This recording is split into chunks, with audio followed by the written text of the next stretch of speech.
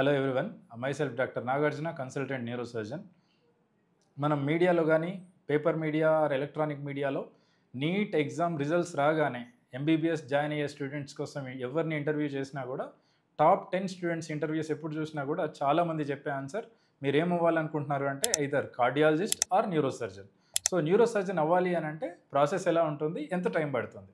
So as usual MBBS enter అవ్వగానే MBBS అనేది 4.5 సంవత్సరాలు ఉంటుంది. First year, second year, final year part 1 and final year part 2. So ఈ 4.5 years తర్వాత 1 year internship ఉంటుంది. దీన్నే హౌస్ సర్జన్షిప్ అని కూడా అంటారు.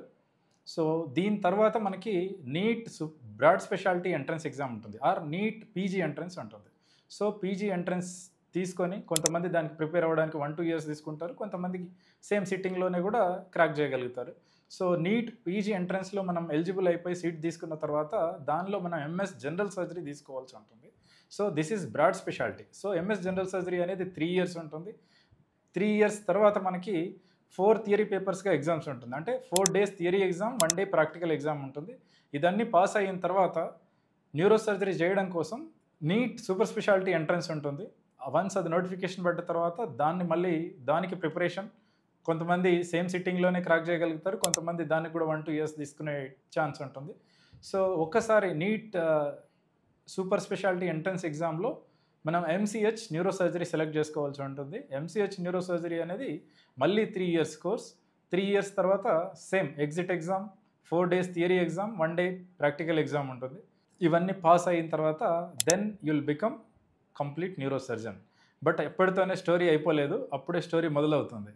ఇండియాలో ప్రతి స్టేట్కి ఒక సపరేట్ పాలసీ ఉంది. మన తెలంగాణకి, ఏపీకి వచ్చేసరికి సుమారుగా ప్రీవియస్గా 1 year బాండ్ ఉండే, ఇప్పుడు 2 years బాండ్ ఉంది అనుకుంటా. అంటే న్యూరో సర్జరీ మనం తెలంగాణలో కానీ ఏపీలో కానీ ఏ ఇన్స్టిట్యూట్లో చేసినా దాని తర్వాత ఒక 2 years అదే ఇన్స్టిట్యూట్, అంటే అదే గవర్నమెంట్లో మనం ఏదో ఒక గవర్నమెంట్ ఇన్స్టిట్యూషన్లో మన సర్వీస్ ఇవ్వాల్సి ఉంటుంది.